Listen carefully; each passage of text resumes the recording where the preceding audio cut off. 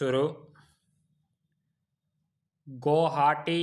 उच्च न्यायालय ने आक्षेपित आदेश दिनांक 22/12/2008 के द्वारा निम्नलिखित निर्णय निर्देश दिया था, जिसके विरुद्ध ये अपीलें प्रस्तुत की गई। मोटरयान अधिनियम 1988 की धारा 183 और 184, जो मोटरयान को अति तीव्र गति एवं खतरनाक ढंग से चलाने से संबंधित है, और अधिनियम के अध्याय 8 के अन्य अपराध पुलिस अथवा न्यायालय के समक्ष समन्वय अपराध है, और यदि अभियुक्त ने अपने दोषिता का अभिवचन कर लिया है, तब उसके बाद आगे कोई कार्यवाही नहीं की जाएगी। तदनुसार अभिनिश्चित किया जाता है कि दंड प्रक्रिया संहिता के प्रावधान मोटरयान अधिनियम के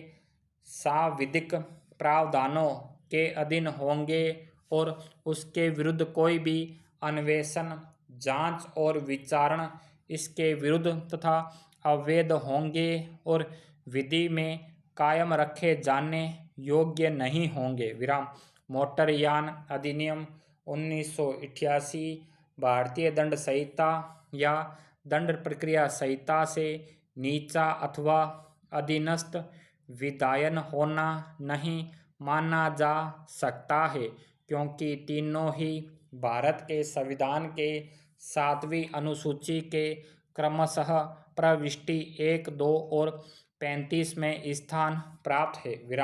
भारतीय दंड संहिता की धारा 5 संपठित MV एक्ट की धारा 208 स्वयं सड़क यातायात अपराधों के संबंध में विशेष प्रावधान करता है। इसलिए भारतीय दंड संहिता के अंतर्गत इन अपराधों का अभियोजन स्वयं भारतीय दंड संहिता की धारा 5 का अतिक्रमण करेगा, क्योंकि धारा 5 विशेष विधियों की सर्वोच्चता को प्राथमिकता देता है। भारतीय दंड संहिता के अंतर्गत सड़क यातायात से संबंधित अपराधों का अभियोजन अनुमति योग्य नहीं है, क्योंकि इसे विधि का आदेश प्राप्त नहीं है, सिवाय वहाँ के जहाँ MV एक्ट के अंतर्गत अपराध के लिए पर्याप्त दंड ना हो। यदि MV एक्ट की धारा 182 व 184 के अंतर्गत अभियुक्त को दंडित नहीं किया जा सकता है, तो उसे भारतीय दंड संहिता के अंतर्गत भी दंडित नहीं किया जा सकता है।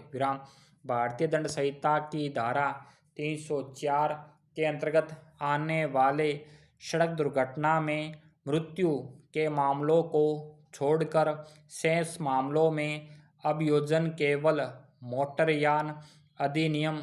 के प्रावधानों के अंतर्गत ही किया जाना चाहिए। उपयुक्त के विचार में आसाम, नागालैंड, मेघालय, मणिपुर, मिजोरम और अरुणाचल प्रदेश के उच्च न्यायालय सभी अधीनस्थ अधिकारियों को मोटर वाहन दुर्घटना के मामलों को केवल MV एक्ट के अंतर्गत पंजीकृत करने के लिए समुचित निर्देश जारी करने हेतु निर्देशित किए जाते हैं, सिवाय भारतीय दंड संहिता की धारा 304 के अंतर्गत आने वाले मामलों को उपर्युक्त आदेशों के विरुद्ध अपील पर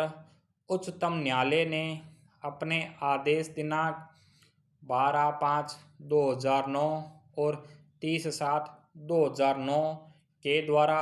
उच्च न्यायालय के उपर्युक्त आदेश के प्रवर्तन पर रोक लगा दिया था, और मामले की अंतिम सुनवाई करने के बाद